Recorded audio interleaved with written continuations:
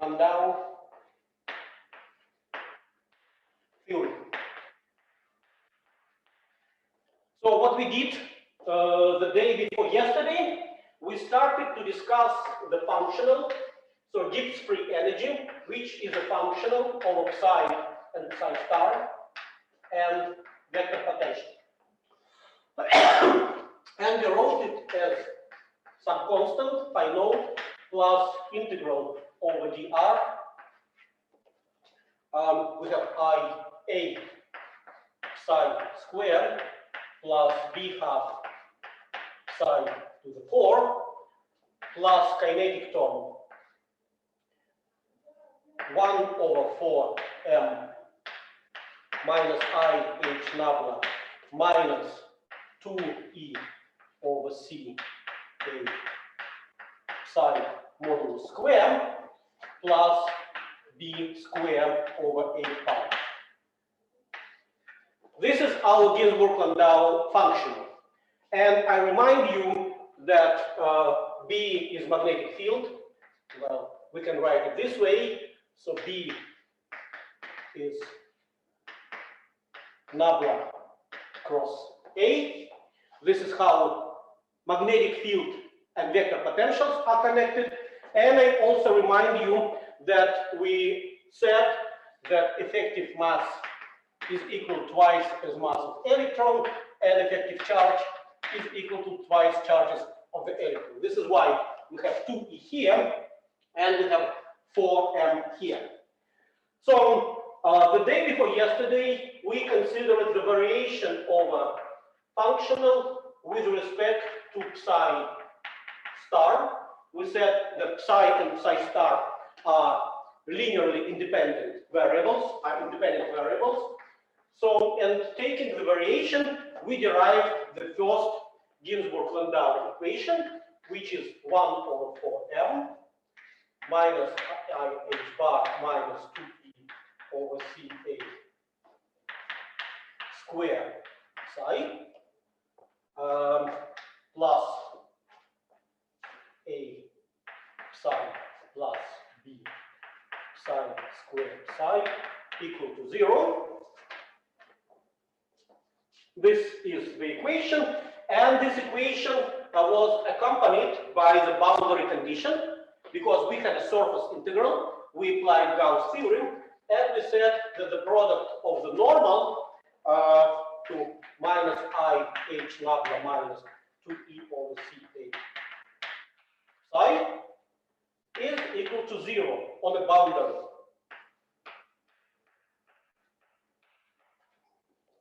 So this was equation, and this was a boundary condition.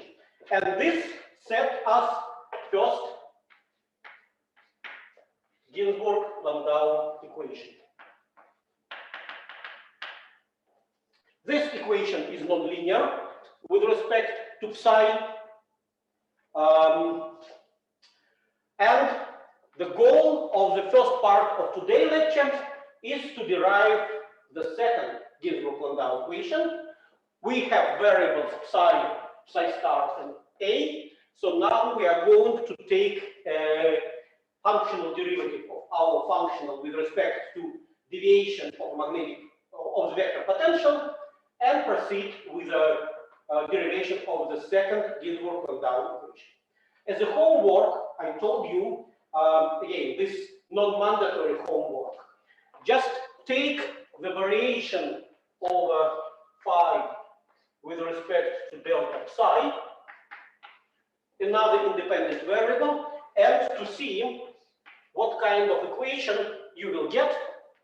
In particular, you need to show that you will not get a new equation, you will just get both equation and boundary condition, which can be obtained from the one which I obtained for you by the operation of complex conjugation. So, but this is your homework. Just to follow all steps of the derivation. Okay. I promise that today's lecture is going to be tough because we have some ambitious plans to discuss not only the derivation of second integral Landau equation, but I would like to write this equation in dimensionless form, introduce correlation length in addition to the penetration depth, which we already discussed the day before yesterday, discuss quantization of the flux, which is a physical effect, and discuss very briefly the Josephson effect, DC Josephson effect. Okay? Good. So we need to take A and replace it A by delta A. And as a result, we will get delta phi, which is phi over psi star A plus delta A minus phi psi star A. So this is what we are about. And we have two terms, namely this one and this one, where A enters. So let's start with the term A. Okay, we have, I will take IH, well, I will take H out of the bracket.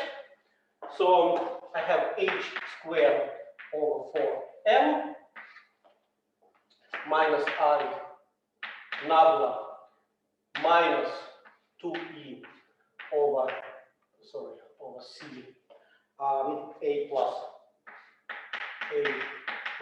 delta A psi multiplied by I nabla minus 2e over C A plus delta A psi star. So this is this term. I'm not going to write down the term which I need to subtract. I will just simply subtract it when the operation is done. Okay? So we have deviation here and we have deviation there. So we can write it down as first the term, this one, minus phi psi star. When I take term without delta A, it will cancel out with the second term. So now I am writing a term with deviation. H squared over 4m. So from this term, I have minus 2e over C delta A psi I nabla minus 2e over C. If I took term with the delta A, in the product, I only take the term with A because I'm interested in terms linear in delta A. So I have A psi star. This is the first term. Product of this to that plus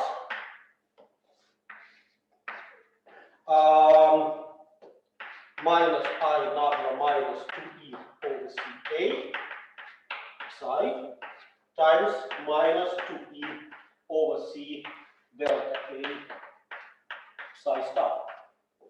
Okay, let me recollect terms with nabla, and you will see that these terms will contribute to so-called paramagnetic part of the current, because you already realized that it has a structure of the current.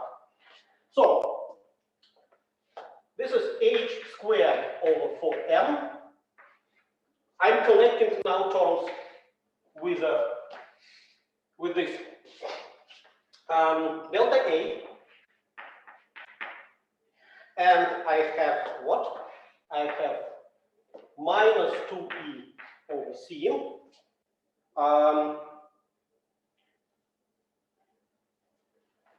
Since I took out H bar, there should be H bar here, there should be H bar here, there should be H bar here, there should be H bar here, and then there should be H bar here, there. So this is CH bar. I have I, because there is I, and then I have psi nabla psi star minus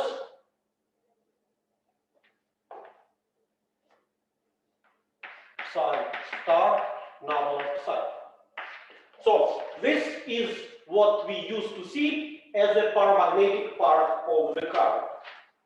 And then I have twice term with a sign plus, plus twice 2e over hc square, because this is a product to this, times a. And that's it. Sorry, it's not that it, that's it. It's psi modulus psi square. Now that's it. Okay? So this is simple variation. I will massage this term a bit later because I need to plug in it inside the integral. But let me now compute the variation of the second term. Okay? And in order to do it, I need also to do some exercise.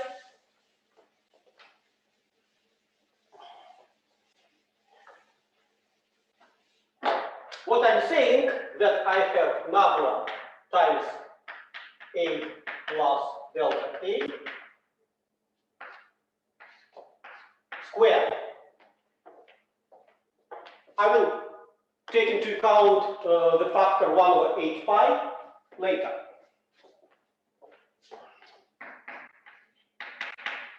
So, since I'm interested in linear terms, this is 1 over 8 pi nabla times A square minus plus twice over 8 pi nabla times A scalar nabla times delta A. Questions?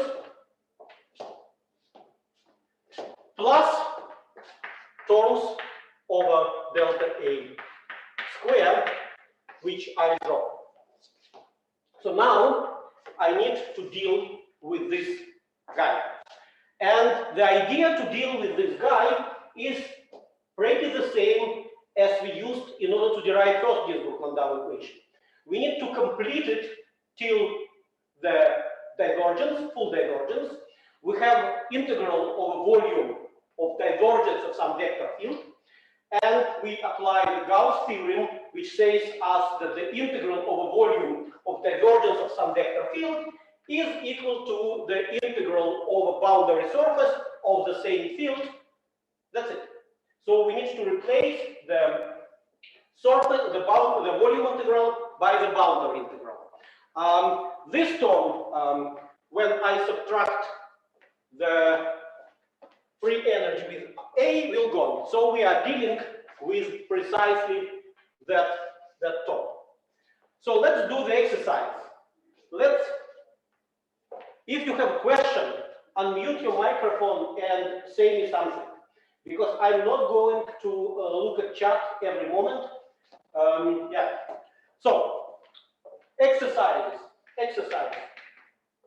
Let's compute the operator nabla applied to the vector product C times D. Okay?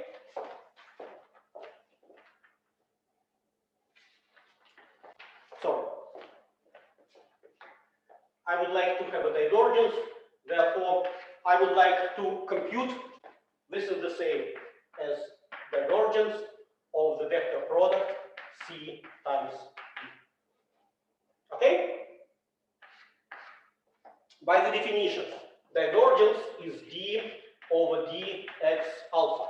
I'm using the same notation which I used before, d over dx alpha over the alpha component of the vector product, which is epsilon alpha beta gamma c beta d gamma. Right? And I have a summation. This is Einstein notations. This is the Einstein notations, which assume summation of all repeating indices. So when I differentiate the product, I have sum of two derivatives. So therefore, it's epsilon alpha beta gamma d over dx alpha c beta d gamma. This is the first term, plus epsilon alpha beta gamma c beta d over d x alpha d gamma. In the first term, I first took d out, and then I cyclically permute the indexes. So I have a d gamma times epsilon gamma alpha beta d over dx alpha c beta. This is the first term. In the second term, I will permute these two indices, and since the Levi-Civita tensor will change from 1 to -1 if I permute each pair of indexes, so therefore I will write minus. I will take c beta out, epsilon beta alpha gamma d over d alpha x alpha d gamma. Okay, so in total, what I get, that this is scalar product over d times rotor c minus c times rotor d. So this is my exercise, and this is what I got. Okay? So, therefore, I would prefer to keep this term. I will need it later. And I will erase everything on the top.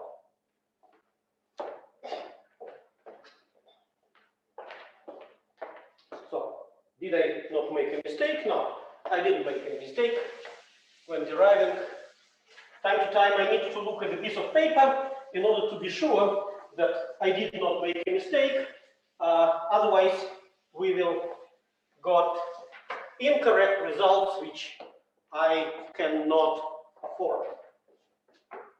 So, for this exercise, let's see that C is equal to delta A and D is equal to nabla times A.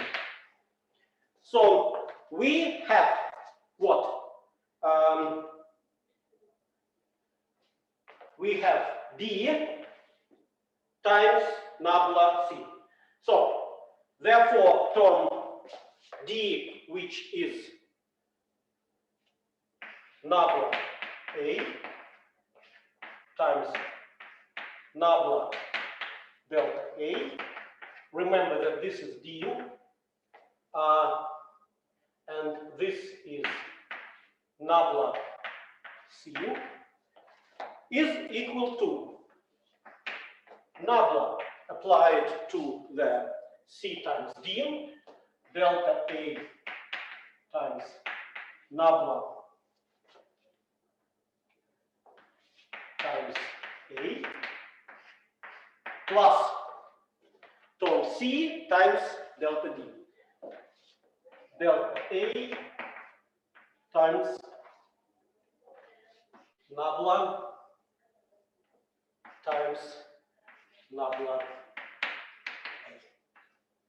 Okay. So this is what we got.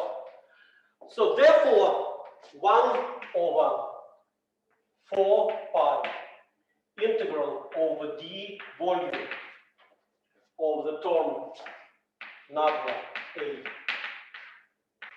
nabla delta A is equal to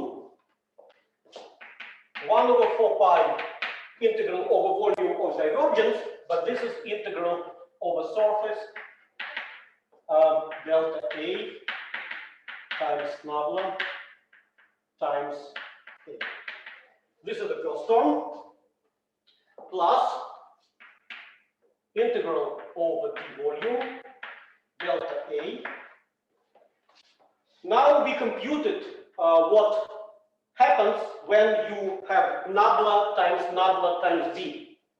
And you remember that we got gradient of the divergence of term B minus Laplacian B. If we replace B by A, nothing changes. And you remember that we assume that divergence A is equal to 0. We have this freedom because of K invariance. When we calculated this double product for the magnetic field B, we used the Maxwell equation, which tells us that divergence B is equal to 0. This is nabla times A, and this is nabla times B. So this is scalar product, not cross product. Okay. Therefore, we say that this term has to be equal to 0. And in fact, it doesn't give us any boundary condition, 1/4π, because we assume that magnetic field on the boundary of superconductor is equal to 0. Therefore, the variation of A is also equal to 0. It's obtained automatically. So what we have as a result is minus 1/4π integral over, yeah, I didn't finish writing this, times nabla times A, minus dr delta A times Laplacian. Okay, that's it. So now we can collect both terms in front of the delta A and write down the second Ginzburg-Landau equation. Good? I'm erasing this.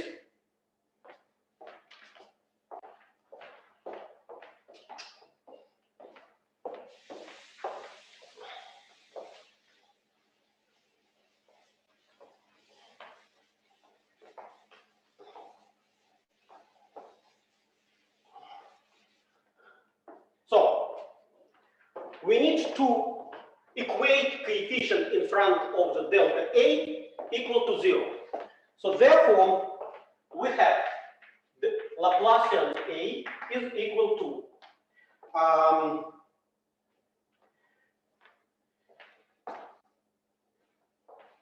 I have this 1/4π factor, which stands in front of the Laplacian A. So I will multiply everything by 4π. I will take out 1/speed of light here, and what remains in the bracket is EH over 2m I psi data minus psi data now psi minus 2e squared over mc psi squared. So this is the second Ginzburg-Landau equation.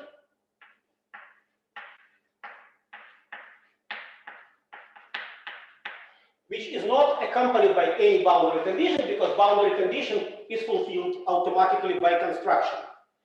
And you recognize what stands here is the supercurrent which we discussed last time. Okay. What else? If we do the same procedure as we did before, and I remind you when we discussed Meissner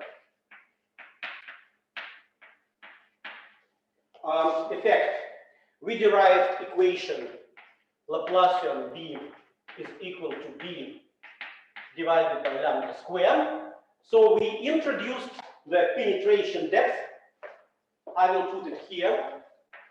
Lambda square is equal to, it contained ns. So you see, if we say that the wave function psi is equal to square root over ns density e to the power the phase. So we obtain that this is c over 4 pi mc. You can check with the previous lecture, 2e squared and s. Okay, good. Let's look at the homogeneous part of the Ginzburg-Landau term.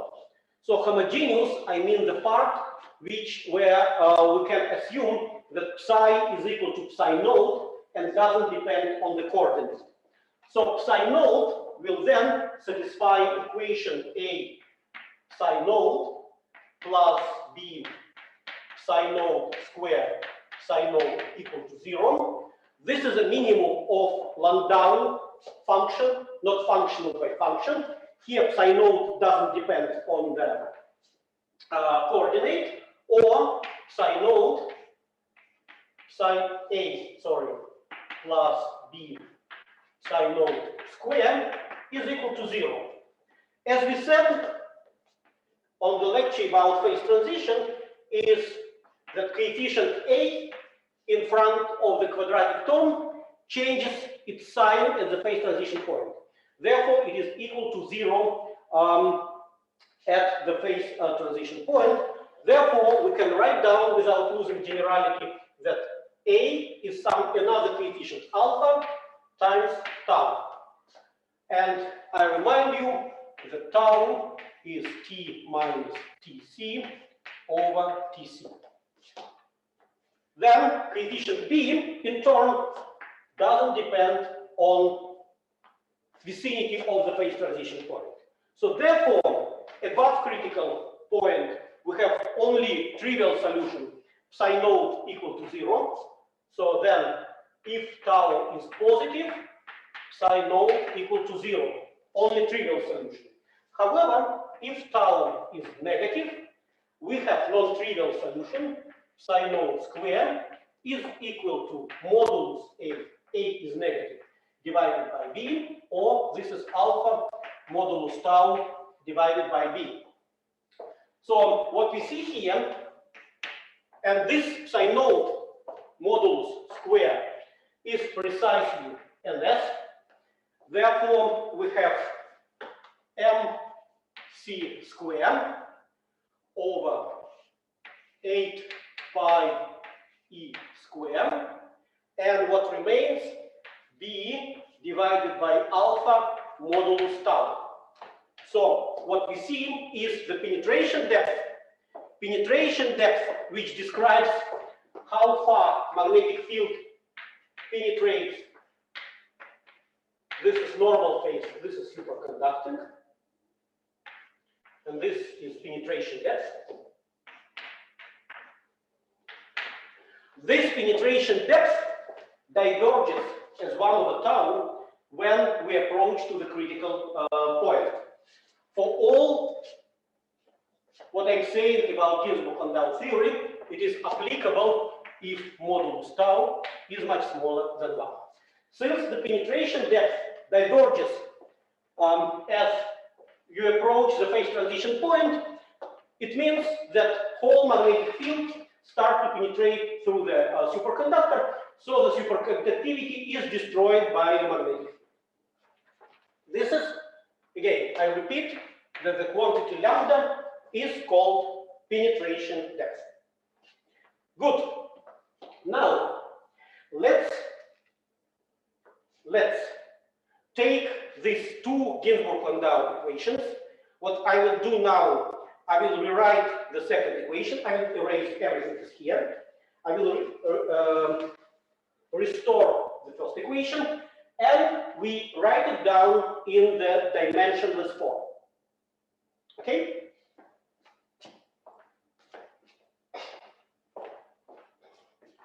So, I don't need this. I need penetration depth.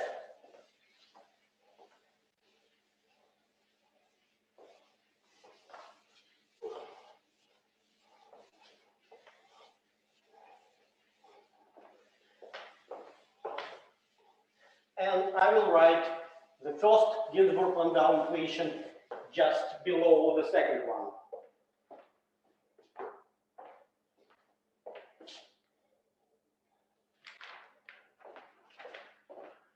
So minus h squared over 4m delta minus 2ie over hc a squared psi plus a psi plus b psi modulus squared psi is equal to 0.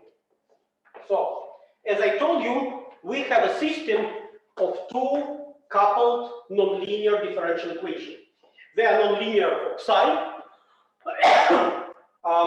nonlinear in terms of a, and here is the same. It contains psi square a, you see.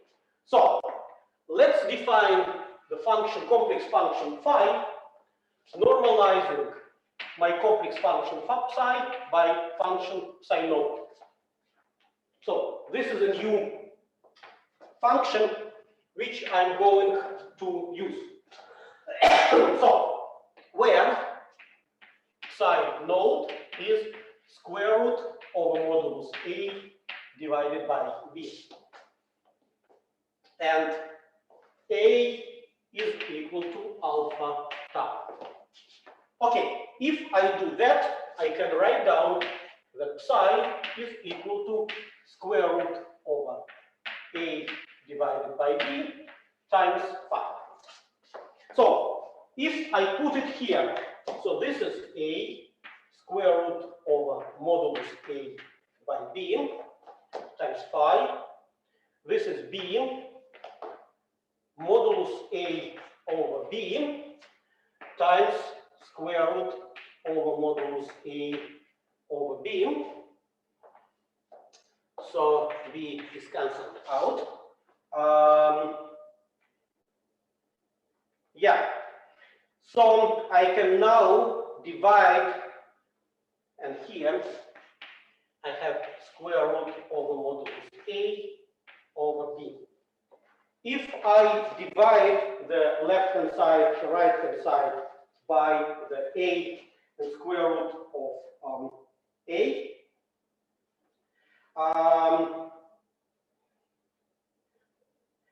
and if I assume that I'm at tau smaller than 0, I'm interested in non-trivial solution, then this is minus modulus a this. So I can rewrite the first Ginzburg-Landau equation in the following form. Minus phi plus modulus phi square phi plus h square over 4m modulus a minus phi number minus 2e over hc phi is equal to 0. So here I have dimensionless function phi. Good.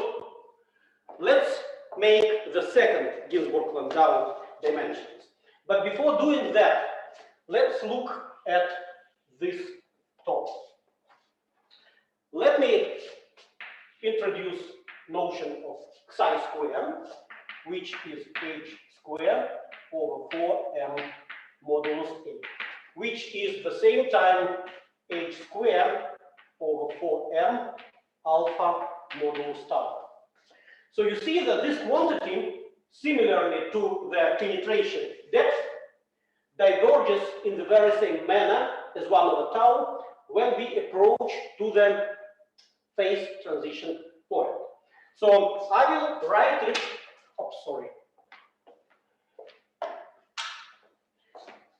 I will write it here as psi naught square 1 over modulus tau. So tau is dimensionless. As well as I wrote that lambda square is mc square b over 8 pi e square alpha 1 over tau. So I will write it as a lambda naught square times 1 over n. So, where this is lambda node square, and this is psi node square. And we call this as a correlation length.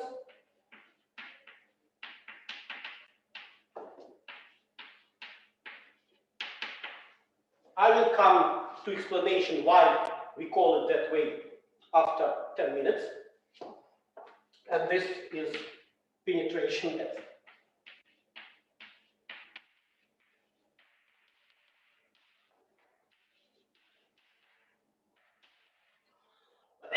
You may see that the ratio of these two parameters, psi square and lambda square, doesn't depend on temperature at all, and only depend on the parameters B and alpha, and fundamental constants like mass of electron, charge of electron, h bar, and so on and so forth. Good. Let's now look at the second Ginzburg-Landau equation. Okay?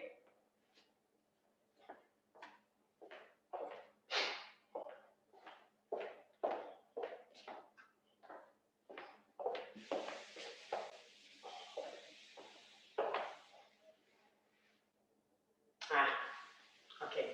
I erased it, you will rewrite it again.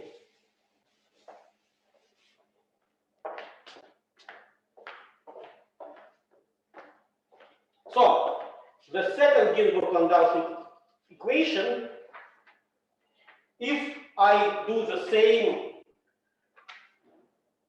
change of variables, I can write it in the following form.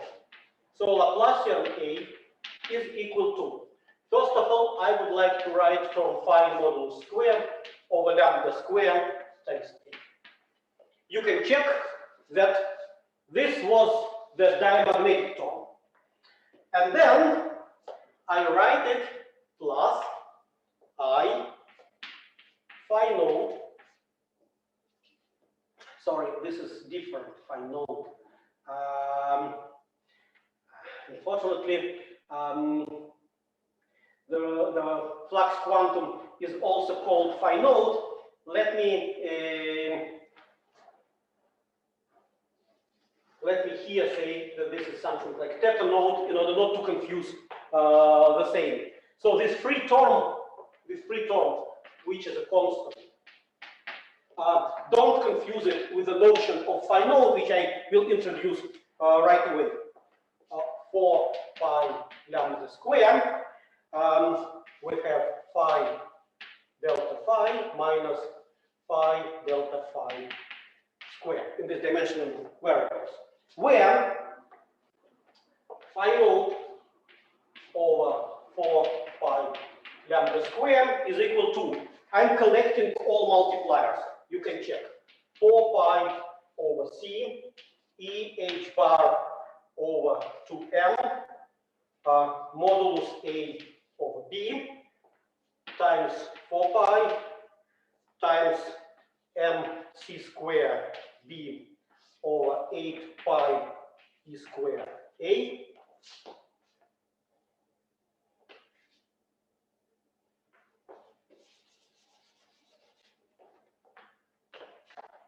So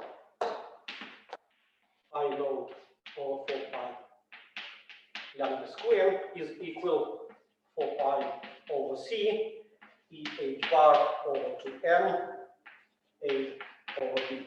So this is this term. So now I'm expressing phi node. And if you cancel out everything, for example, this, you have a c square, you have a m and m, you have a b and b, you have a and a, you have a e square and e. What you get is h bar c divided by e, and what remains is phi. So phi node, which is quantum of flux, I will explain why in a second, is something which depends only on fundamental constant divided by e. So London in his equation predicted that the flux should be quantized. We will see it in a minute. However, London predicted the flux being twice as big as this one because he believed that the carrier is electron and effective charge is equal to charge of the electron. We see, however, so if we write it as hc over 2e, I use notation that 2 pi h bar is equal to h. However, the experiment showed that the flux is quantized this way. So this is flux quantum, and therefore it also demonstrated and illustrated that the carrier of the carrier has charge 2e, and therefore it was preceding the understanding that the charge is carried by Cooper pairs. Next Wednesday, we will see that electrons are subject to attraction in the vicinity of the Fermi surface thanks to electron following mechanism, and we see that due to this attraction, Cooper pair is formed. So we will start discussing microscopic mechanism, how it happens that electrons are paired and superconductivity occurs. However, this was the first manifestation and showing that the flux is quantized with this quantum. So I have two things to show. First thing, I would like to show that psi is indeed has a meaning of the correlation length. So, and second, I would like to show that phi node is related to some quantization of magnetic flux, and the flux penetrating through the cylinder, this is what I'm going to calculate, will be equal to integer number of phi node. Okay, so let's start with the first goal. So this is dimensionless second Ginzburg-Landau equation. I would probably rewrite it again there. So I don't need this anymore. But I would like to keep the notion of penetration depth and correlation length. So Laplacian A is equal to phi modulus square over lambda square A plus I phi node over 4 pi lambda square phi star nabla phi minus phi nabla phi star. Okay. Good. And phi node is equal to hc over pi. Good.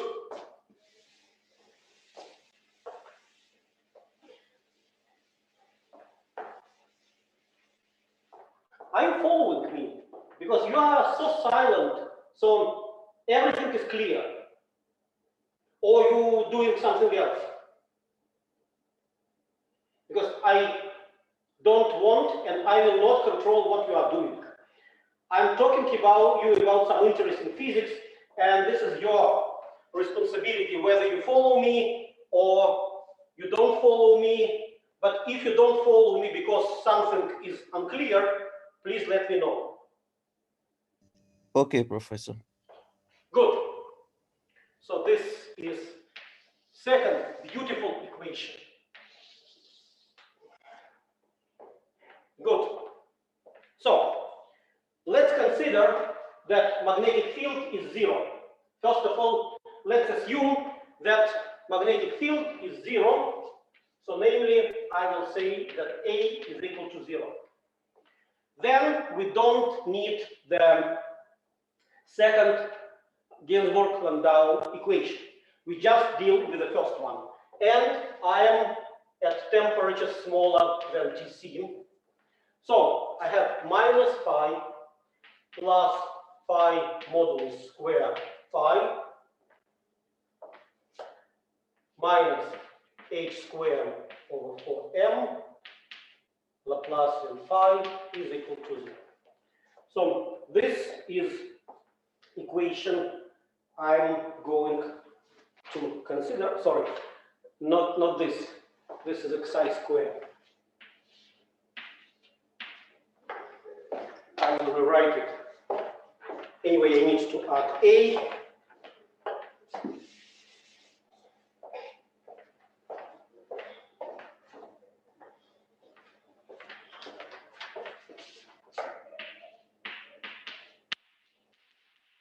So this is equation which I have.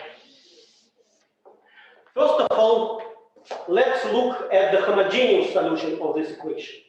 Namely, the solution which I will call phi node, which doesn't depend on coordinate. Just a constant. Since it doesn't depend on coordinate, this term at phi node is equal to 0.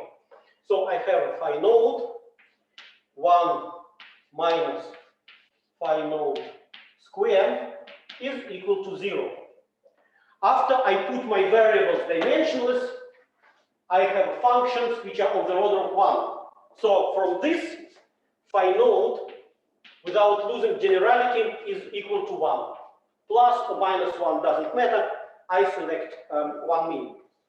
Then I will assume that in the centrum of the superconductor, I deviate my wave function from the constant value equal to 1 by the small deviation. So this is what I did. I just put a finger and make this function different from 1, which means I'm saying that my phi is equal to phi node plus delta phi, which depends on r. So now I look at this equation. Here I have minus psi squared Laplacian delta phi is equal to, since I take a deviation, I have a term phi node phi 1 minus modulus phi squared. Again, phi is a complex variable. When I replace phi by phi node plus delta phi squared is equal to phi node modulus squared plus phi node star delta phi. Right? We did this exercise. So this, therefore, is 1 plus delta phi equal to phi node star. And therefore, I replace this by just delta phi. Because here, this is phi node, and I'm interested in the linear term. So this is then minus delta phi. I again obtain the differential equation where in the right hand side I have Laplace operator. This is a Poisson equation, and in the right hand side I have a delta phi. The solution of this equation is phi is proportional to E minus R divided by Xi divided by R. So in order to solve this equation, you take a Fourier transform, you get here minus k squared Xi squared. Here you will get delta phi. Professor? Yes? For the first Ginzburg-Landau equation on the right-hand side of on the board, is just to clarify, is the one with the gradient squared? This is Laplacian. So this is this term. For the on the right-hand side. So this is square. Okay, thank you. Yeah, this is square. This is kinetic energy. Sorry. This should be square here. Of course, because you see that this is second power. Sorry, it was misprinted. Okay, so which means that I have everywhere function being phi naught being 1 as a function of r. And now I picked in the origin, it's somewhere here. And then the deviation from psi naught goes exponentially. So it's a 2 raised to 1, but the characteristic length here is psi. This is a correlation length. Okay? So this is the meaning why psi is a correlation length. It tells us how fast the deviation from the constant value goes down as a function of r. The same way as penetration depth, I remind you, shows that B parallel as a function of z is equal to B parallel at the boundary times minus z over lambda. The penetration depth shows us how fast the magnetic field goes to 0 inside the superconductor. And the correlation, the penetration depth goes to infinity at the phase transition point. Therefore, we say that magnetic field destroys the superconductor. Okay, good. So I explained you why this is a correlation length. Now, let's look at the fact that the ratio of these two characteristics, both of them have a unit of square of the length, is independent on the critical temperature. Let's introduce parameter kappa.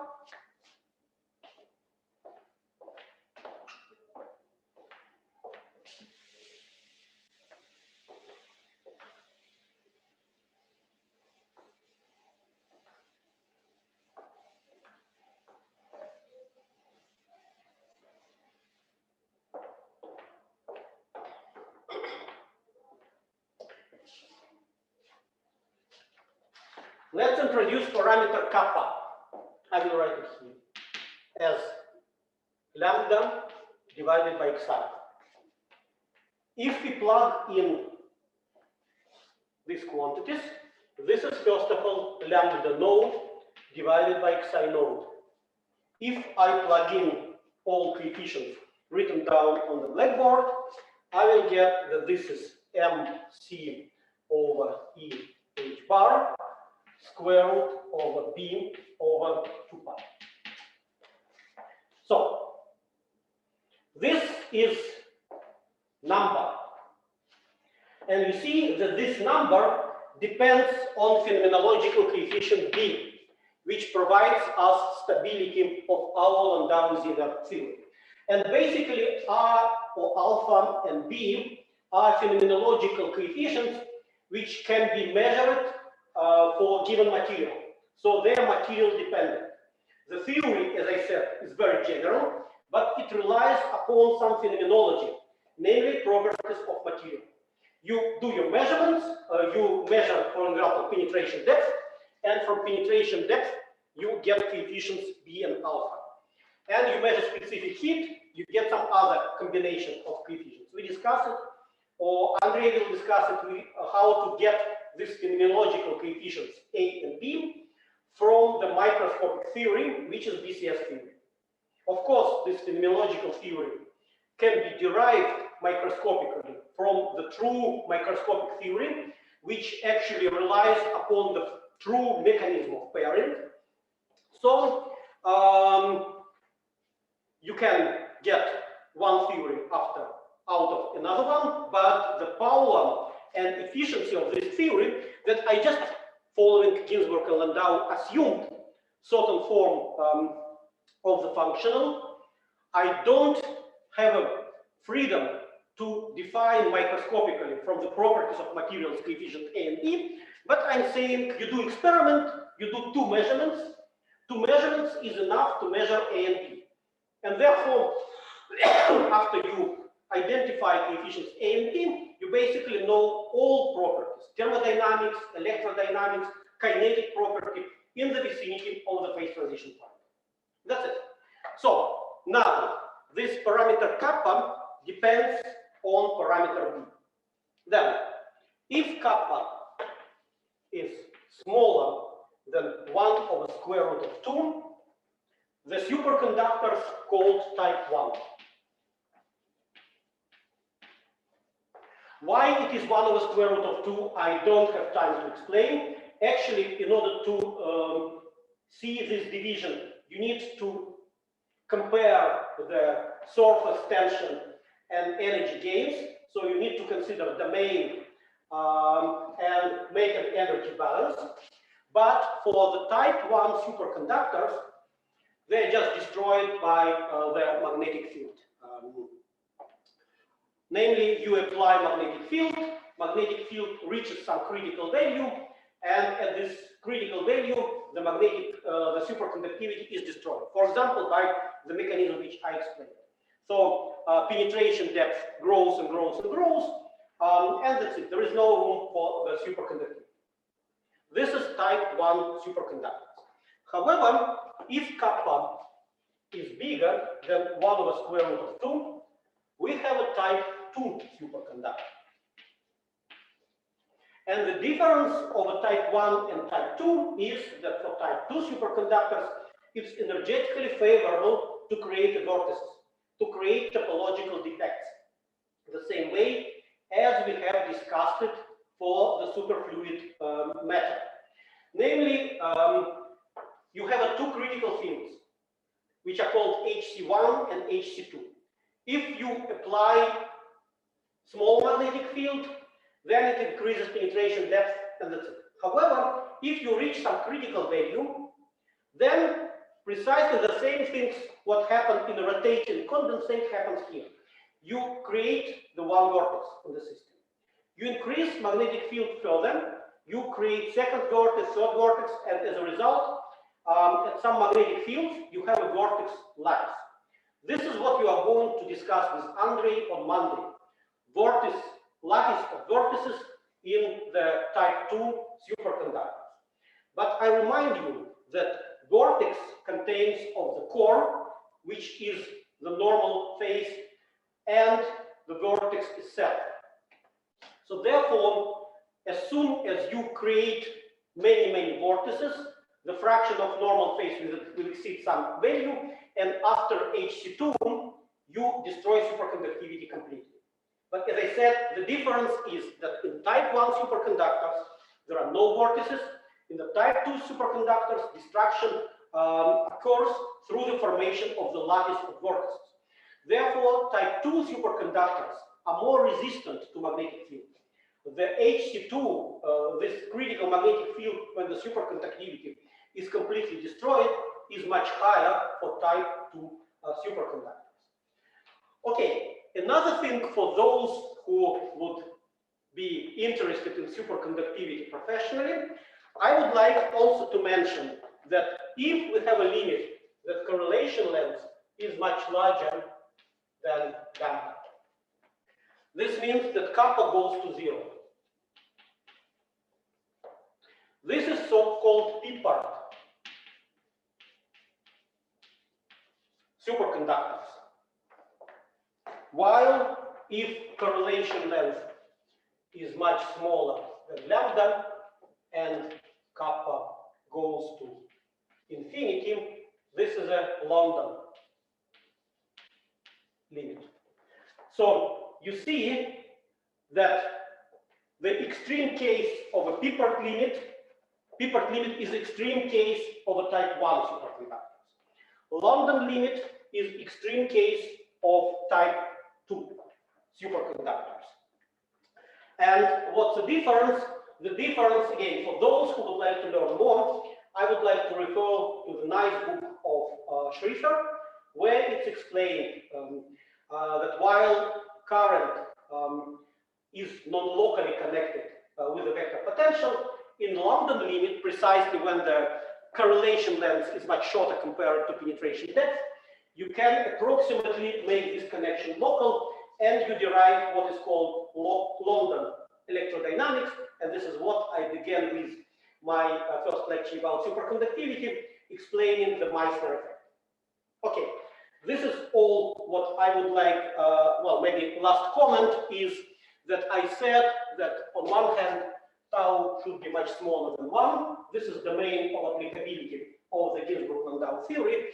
But on the other hand, it should be larger than the Ginzburg number.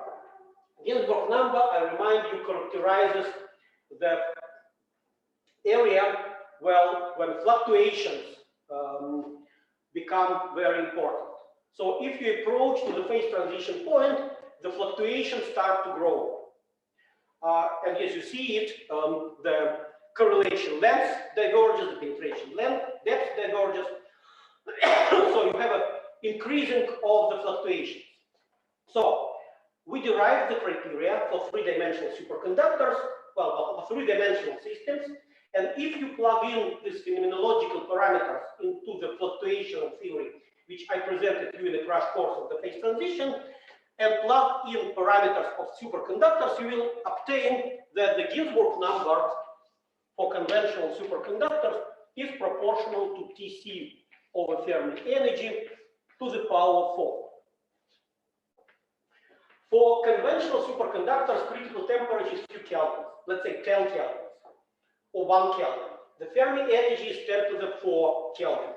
So therefore, the Ginzburg number is varying from 10 to the power minus 12 to the 10 to the power minus 16. So it's incredibly small, which means that for conventional superconductors, this proximity to the domain where the fluctuations become important is absolutely not possible. So this is why the Ginzburg-Landau theory so nicely describing most of the properties of superconductors without actually any just within the minimal theory. Okay, so there are now remaining like 20 minutes. I have two things to discuss, namely the flux quantization and Josephson effect. But before I will come to that, I'm looking at chat. Are there any questions?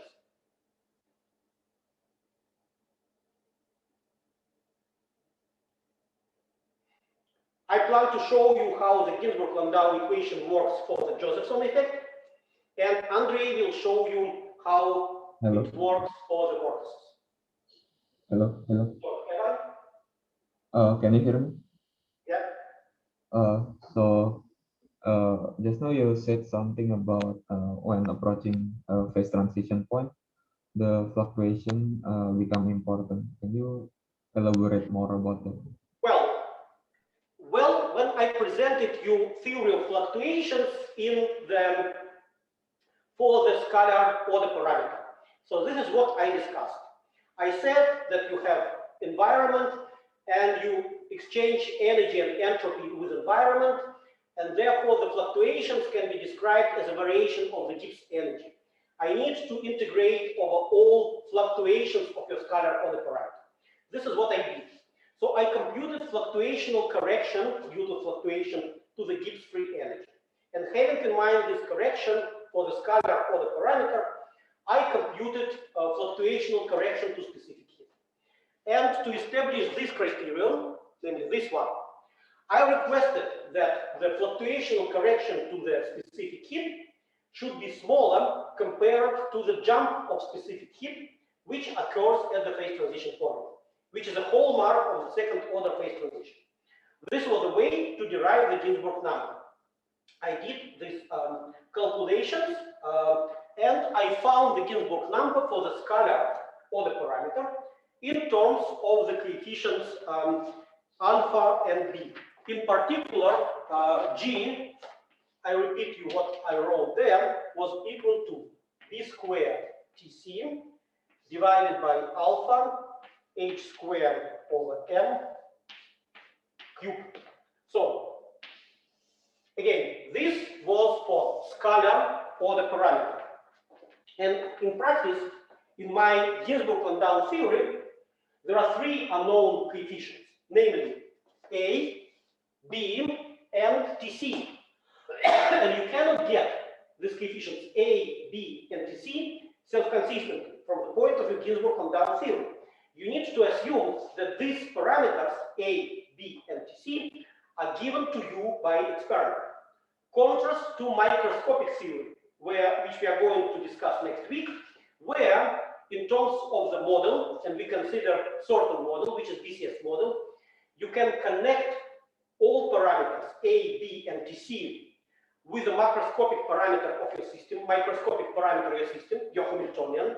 For example, so you know this TC in terms of interaction constant, in terms of density of states, you know coefficients A and B, and moreover, this microscopic theory is going to be valid for whole temperature range, not only in the vicinity of the phase transition point.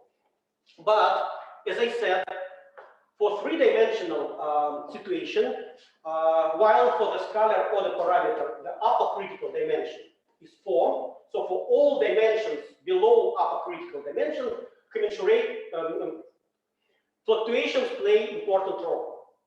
So the fluctuations start to grow, and I showed you that this Ginzburg number actually diverges as 1 over square root of tau. So it means that you cannot approach to the critical point sufficiently close if your dimension is below upper critical dimension.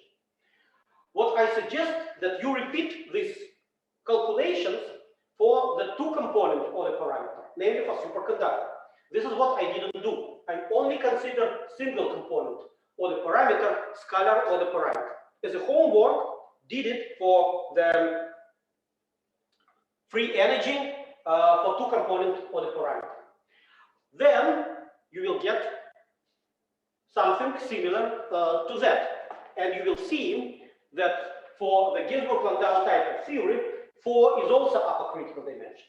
Therefore, for three-dimensional superconductors, you will not be able to approach to the critical temperature very close, but the Ginzburg number, which is characterized as closeness, is incredibly small, 10 to the power minus 4, which means that if your temperature of superconducting transition is 1 Kelvin, you need to approach to it as with accuracy 1 picokelvin, which is impossible for solid state experiments.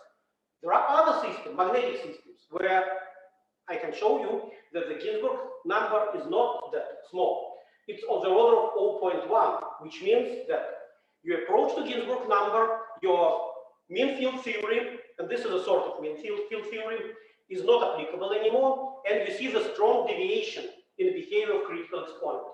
For example, your correlation length diverges not with as 1 over tau, but as a 1 over tau to the power 2/3.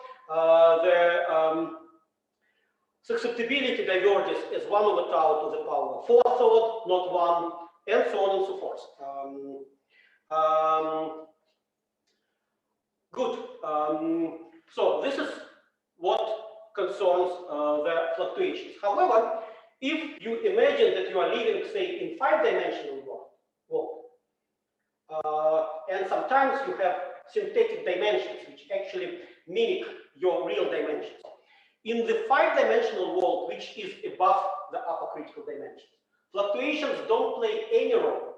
So a mean field theory becomes exact theory.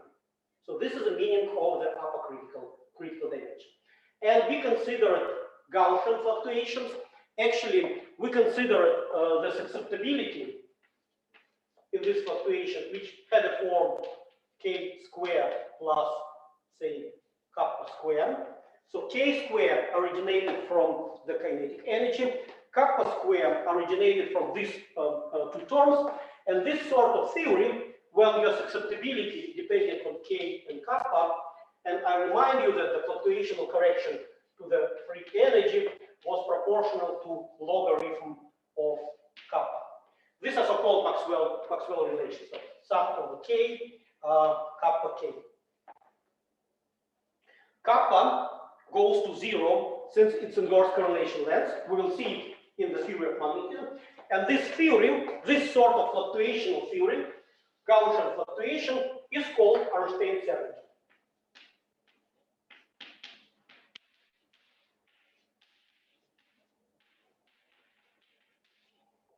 This is a theory of Gaussian fluctuations, which we briefly considered in the first lecture about phase transition, but I'm going to be back to this.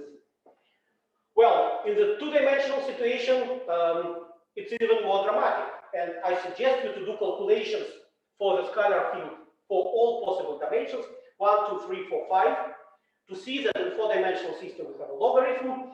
For five-dimensional system, the fluctuation correction doesn't diverge, but for two-dimensional system, it diverges stronger, which means that when you reduce your dimensionality, you make your fluctuations even stronger. So this is why, for example, the long-range order is not possible for the two-dimensional system subject to short-range interaction, except for temperature equal to 0, and for one-dimensional system at all. It tells us that the fluctuations destroy the long-range order. They destroy the order parameter. And what I have formulated now has a name of Mermaid-Wagner theorem, which actually tells us when the long-range order is possible and when it is not. We come back to it when we discuss the magnetism. So, the order parameter for what we discuss is a wave function. Wave function is a complex function. The phase transition which occurs in our system is the second order phase transition because the specific heat has jumped. And this phase transition corresponds to the spontaneous symmetry breaking. And this spontaneous symmetry breaking is the same as in the superfluid case. We will see it next week.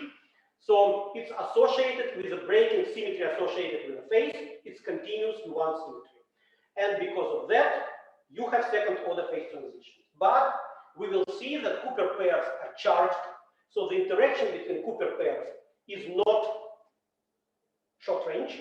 So the conditions of Gauss theorem are not fulfilled. Therefore, we will calculate the spectrum of excitations, and we found that the spectrum of excitations is gapped. And this is precisely what people observe in experiment, namely specific heat is exponentially small at the temperatures smaller than the gap, and the tunnel current between normal and superconductor, normal metal and superconductor is highly nonlinear and also has a threshold, which is the value of the gap. But this is future plans. Okay, let's now, I'm not going to do tough calculations anymore. I'm rather in remaining, say, 10 minutes, I'm going to briefly discuss some physics.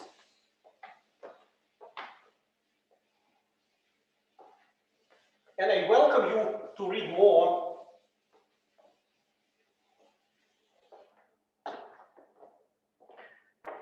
Taking the book. So, first of all, flux quantization. Suppose we take a cylinder.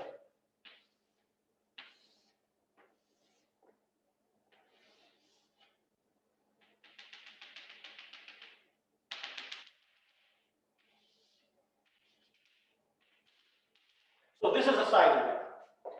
And I do the following. I take sufficiently high temperature.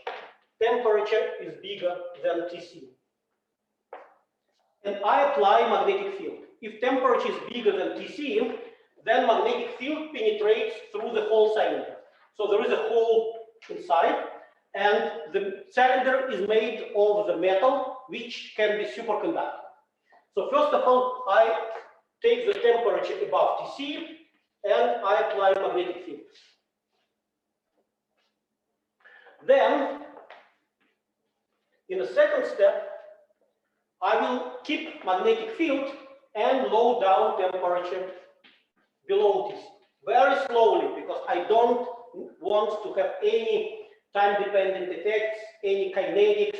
I do everything extremely slowly. I just cool down my superconductors. And what happens, we know, since the cylinder, so this is wall of cylinders, are superconducting, they repel magnetic field.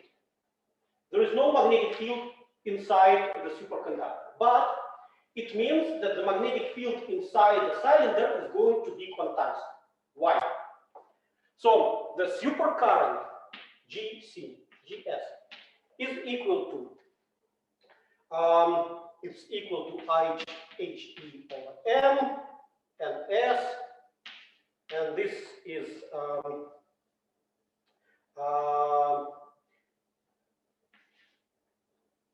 chi minus E to E over HC.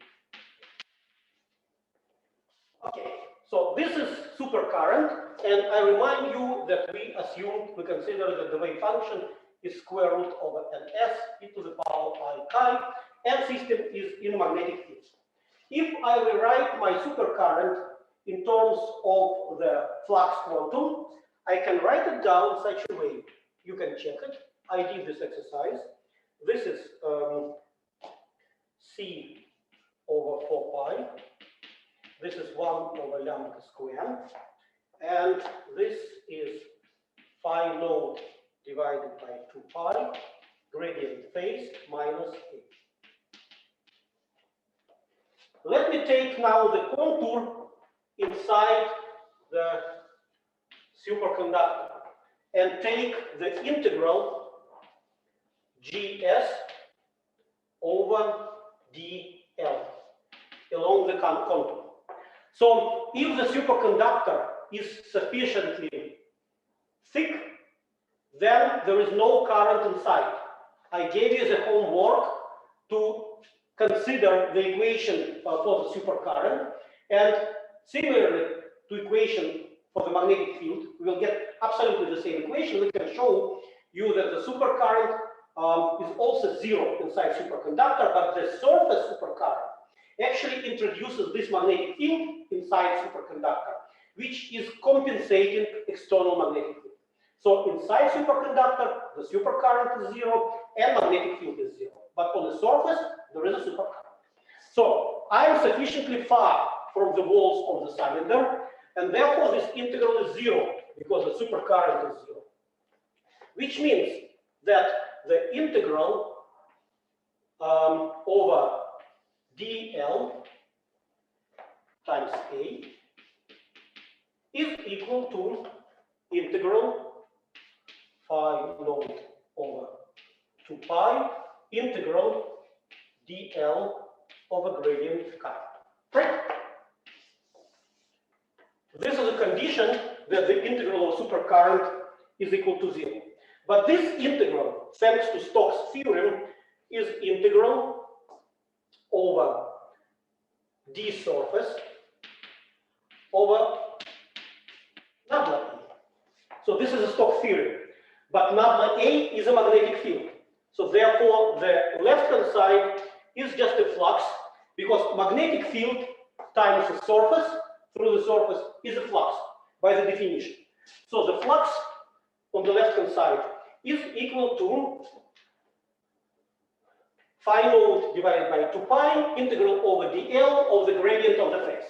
And from the first glance, it looks like that this integral on the right-hand side is zero. But this is not true, because our phase can have a binding number. So we can add to our phase 2 pi n, and therefore we will get the same phase. So the integral in the right-hand side, namely this one, is equal to 2 pi n. And therefore 2 pi cancels out, and we have a phi naught.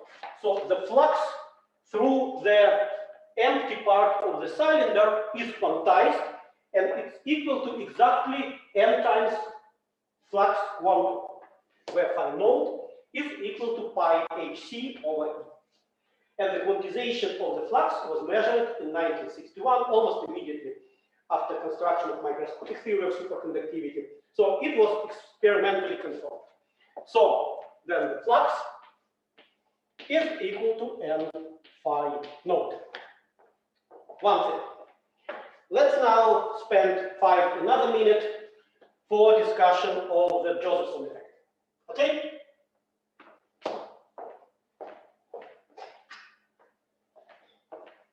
Again, I can spend 2 lectures for discussion of AC, DC, Josephson effect. It's very interesting and very involved topic, but I don't have luxury to do that. Therefore, I can only say a few words about physics and what's going on. Suppose we have a system over two films.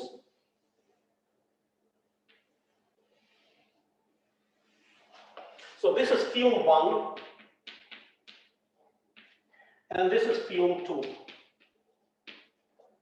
Film means that we have a quasi-two-dimensional structure which has dimensions in plane xy which are much bigger compared to the dimension in the perpendicular direction, z. So these are films. So what I did, I took two superconducting films and I connected them through the constriction. So the size of this constriction is L. Moreover, I will consider L, the size of this constriction, being much smaller than the correlation length psi. In particular, it can be always fulfilled if you are close enough to the temperature of superconducting transition. So this is real experiment which was done, and for you this is sort of imaginary experiment which you can think about. So what then happens? My Ginzburg-Landau equation is minus phi plus phi modulus square phi minus psi square Laplacian phi is equal to 0. Okay? Or Laplacian phi is equal to 1 over psi square. I took this out, phi, phi square minus 1. So this is my equation. However, the change of the order parameter on the size of constriction. So I would say nabla phi is of the order of phi over L. So this is d phi over. Therefore, nabla phi is of the order of phi to the L squared. Therefore, in left-hand side, I have phi. In the right-hand side, I have L squared divided by phi squared, phi modulus square minus 1 times phi. So you see, if L is much shorter than the correlation length, the right-hand side is 0. So I can assume that my field, my wave function, dimension of the wave function, satisfies equation Laplacian phi is equal to 0. Okay? Good. The solution of this equation is very simple. In the film 1, I can say that the solution is phi 1 e to the power I chi 1. And in the film 2, phi is a phi 2 e to the power I chi 2. And on the interface between two films, I have a linear combination of these two solutions. I don't need Ginzburg-Landau equation anymore. I already wrote it to you.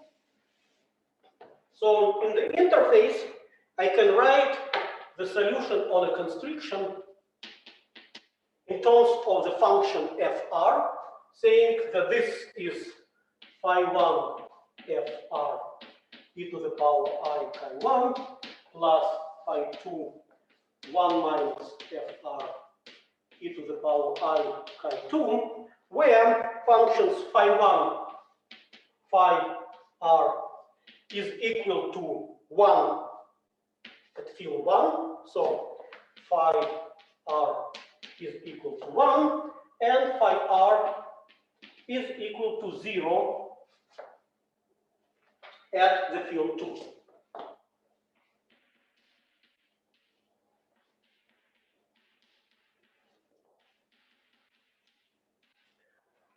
I can write down equation for this unknown function fr, but I don't need it. The current through this constriction from field 1 to field 2, the current will be proportional to imaginary part phi 1 star phi 2. Oh, sorry. Constriction. This is what we wrote when we describe a current. So if we do it, we obtain that this current will be proportional to sinus chi2 minus chi1. So if you have a phase difference, then you have a current without resistance between two superconducting fields. And this current is only associated with a phase difference in two superconductors. So this is called Josephson effect. It was discovered by Josephson when he was a PhD student, and he got a Nobel Prize very quickly for this discovery. Why? Because this Josephson effect opens, and this is DC Josephson effect. Don't confuse it with AC, when the alternating current can be generated on the interface between two superconductors. Has a lot of application.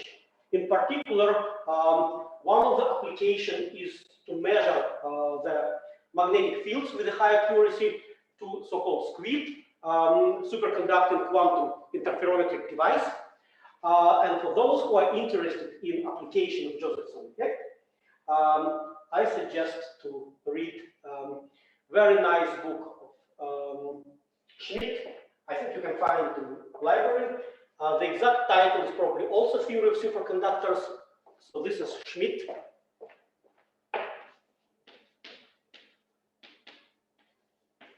Like this.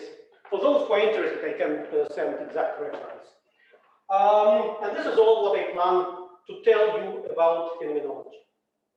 For more, I welcome you to read more specific books. I don't have time to dwell into this very, very interesting area of condensed metaphysics, which is still very broadly developing field, both experimentally and theoretically. Okay, any questions?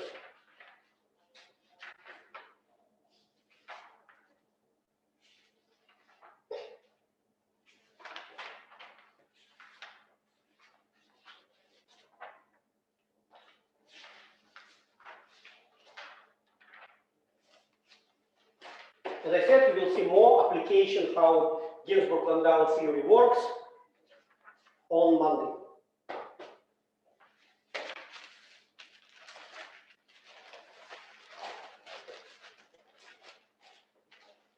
You see that this is my homework. This is approximately 250 pages, which I wrote for your lectures, and this is how I present you each and every lecture, by doing calculations and doing it on a piece of paper.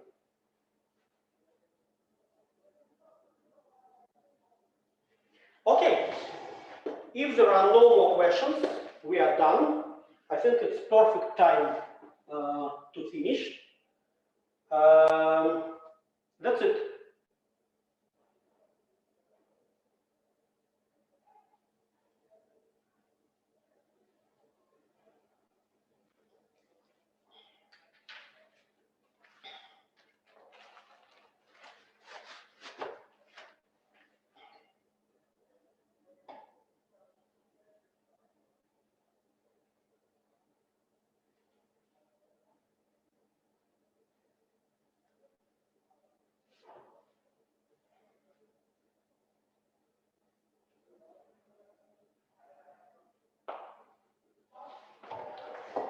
Okay, thank you. Have a nice weekend. See you on Wednesday. Thank you.